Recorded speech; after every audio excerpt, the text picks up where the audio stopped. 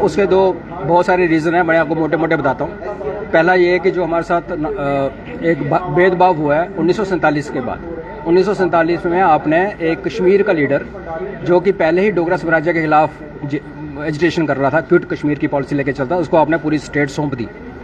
और जब वो 77 में उसको वापस लाए आप बिना किसी सीट के और बाहर से सपोर्ट किया और उस चीफ मिनिस्टर बनाया, तो उसने कश्मीर में 2000 गाँव के नाम बदल दिए। तो उनकी क्या सोच थी वो आप सब समझते हैं। ऐसी सरकारें बनी और कश्मीर की सरकार बनती गई। उसके बाद क्या हुआ कि डेमोग्राफी का जो यहाँ पे सेंसस का मैनिपुलेशन ऐसे किया गया कि जम्मू की अगर सारी सीट्स भी कोई एक पार्टी खरीद ले, जीत ले, तो कश्मीर की नंबर ऑफ़ सीट्स इतनी ज़्यादा है कि आपसे मुकाबला नहीं कर सकते। अभी वो गैप थोड़ा कम हुआ है, लेकिन फिर ये भी बात माननी पड़ेगी कि कश्मीर एक तरफ वोट डालता है और जम्मू में क्योंकि डाइवर्सिटी बहुत ज़्यादा है। तो ओवरऑल क्या होता है ऐसे करने से कि जो अटेंशन है, जो फंडिंग है, जो इन्वेस्टमेंट है, जो सारी कश्मीर में होती है। 75% GST और बाकी टैक्स यहाँ से जनरेट होते हैं। एक्साइज पूरे का पूरा 90% यहाँ से जनरेट होता है। खर्चा वहाँ पे होता है। उसका इम्पैक्ट क्या पड़ता है? हमारे बच्चों को यहाँ जॉब्स नहीं मिलता। हमारे कॉलेजेस और यूनिवर्सिटीज़ और श्रीनगर और जम्मू में बराबर हैं, वहाँ डबल सीट्स हैं, यहाँ से उनसे आधी सीट्स हैं। तो हमारे बच्चे पढ़ने बाहर जाते हैं, जब बाहर जाते हैं वापस ही नहीं आते। तो ये चीज़ों से हमारी जड़ें काटी गई। डेमोग्राफी जो हमारे पहले जम्मू की बदली गई, चारों तरफ से घेरा गया। अभी रजौरी, पुंछ, डोडा, भद्रवाह में आपको बहुत सारे कश्मीरी लोग सेटल होते हुए नजर आ रहे हैं। तो हमारे ऊपर चारों तरफ से एक तो है ना, एक ट्रेडिशनल जो भेदभाव हुआ, अभी हमारे ऊपर हमला होना शुरू हो गया। तो ये एक बहुत खतरनाक स्टेज है।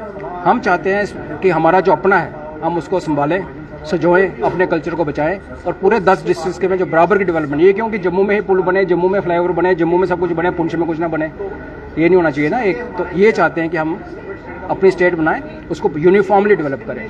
जी, लगता है कि आपको कि जम्मू को अलग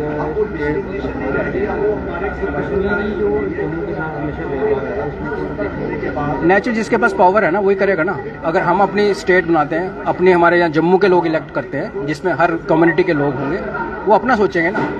अगर मेरे को यहाँ बैठ के बोलोगे तो पंजाब के बारे में सोच, मेरे को 100 रुपये मिलता है कि पंजाब में भी खर्चना है, तूने खर्चा, पावर तेरे पास है, तो मैं अपने सोचूंगा ना। हम इंसान हैं। तो मैं तभी कहता हूँ, मैं किसी को ब्लेम नहीं करता। मैं ये कह रहा हूँ कि हमें आगे करना क्या है। आगे ये करना कि हमने अपने प्रतिनिधि चुनने हैं, उन पे प्रेशर डाल के जम्मू का भला कराना है। जी, टूरिज्म की ये सारी डेटा मैनिपुलेटेड है। 2 करोड़ में से 1.5 करोड़ से ऊपर जो टूरिस्ट आता है जम्मू कश्मीर में, वो वैष्णो देवी में आता है। अभी शिवखोड़ी जाना शुरू हो गए, बाबा बुड्ढा अमरनाथ जाना शुरू हो गए। लेकिन क्या करती है सरकार, अपना पॉइंट बताने के लिए कि सब पीसफुल है, वो सारा फिगर उठा के कश्मीर के सिर पर डाल देती है। जम्मू का टूरिज्म फुटफॉल कश्मीर से 3 गुना है। और यहाँ डेवलप कुछ नहीं हुआ, सिर्फ वैष्णो देवी के नाम पे आ रहे हैं। कल को आपको पुंछ की 7 लेक्स, भद्रवाह, पाडर और पीछे सिंथन पास के पास जब ये सब डेवलप होगा तो आप इमेजिन कीजिए, स्की रिजॉर्ट बनेंगे, स्कीइंग होगी, योगा रिट्रीट बनेंगी, तो तब जो टूरिज्म आएगा कितना बढ़ेगा। जी, तो सर जम्मू के जो MLA है बीजेपी के, उन्होंने भी मांग रखा कि जम्मू को अलग सेपरेट स्टेट दी जाए। तो क्या आपको जम्मू के लोगों से भी